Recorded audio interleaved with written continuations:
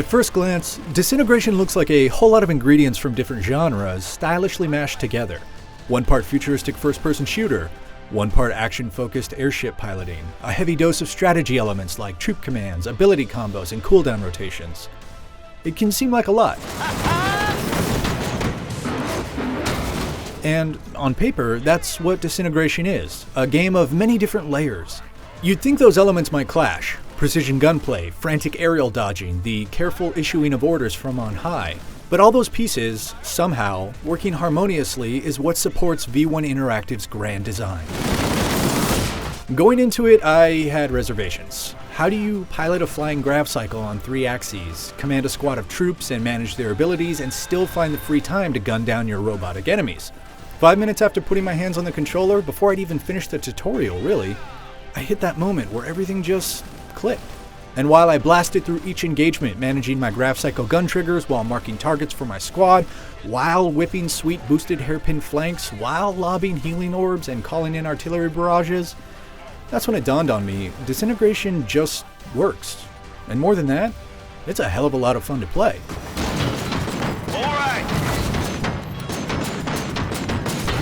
While I can't talk too much about V1 Interactive's story, here are the very loose basics. Disintegration takes place over a century in the future where war, famine, and a plague-like outbreak have driven humanity to the verge of collapse. To survive, humans discover a stopgap measure, a process they call integration, whereby they literally transplant their brains and beings into robotic armatures to survive until a cure is found. Now everything's looking up, but not everyone wants to eventually go back to being an organic human, a natural, as they're called. In the wake of this global shift to integration, a militarized regime of integrated called the Rayon emerge. They're a global superpower, roaming the world in their city-sized ships called Iron Clouds, hunting for humans or free-thinking integrated known as outlaws to capture and conscript. Those who won't be conscripted resist, a civil war breaks out all over the world, and that's where we pick up.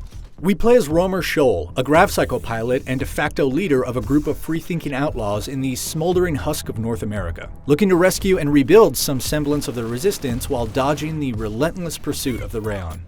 But the crux of Disintegration is the grav cycle.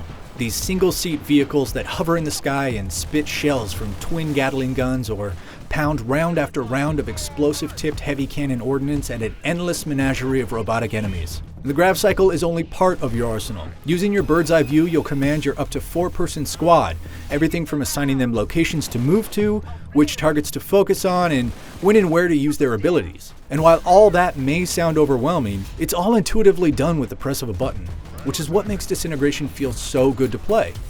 These squad companions that are unlocked throughout the campaign come loaded for bear with stun-inducing concussion grenades, salvos of artillery, seismic AoE ground pounds, and much more. And they all combo with one another in some way, along with your weapons for increased damage, which gives you the opportunity to feel like a tactical genius when you execute the perfect stun artillery combo against a horde of mindless robotic zealots, or get off a crucial, vital, necessary stun against a mammoth, building-sized, plasma-spewing tank monstrosity seconds before it deletes you from existence.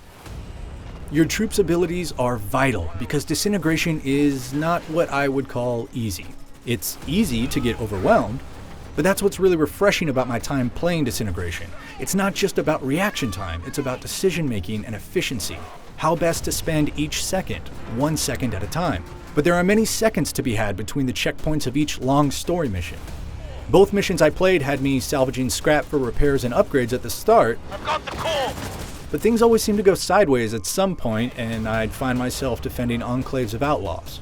Each mission unfolds with subplots, off-the-path exploration, secondary objectives, scripted counterattacks, and a constantly growing bestiary of mechanical Rayon enemy types that hurl techno-wizardry with excellently throbbing sci-fi sound design.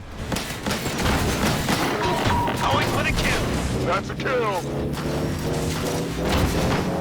And between the unyielding shooting, commanding, prioritizing, and just trying to survive each mission, there's time for reflection where you get to know the cast of characters. Were you two having a moment? Who are humanized with unique visual touches and some top-notch emotive voice acting.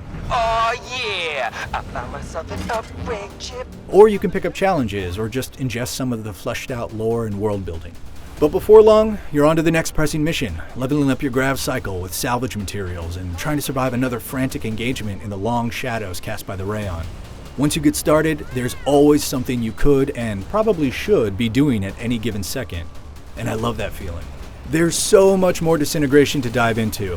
For my extended thoughts, you can check out my full written impressions on IGN.com. Keep it right here on IGN.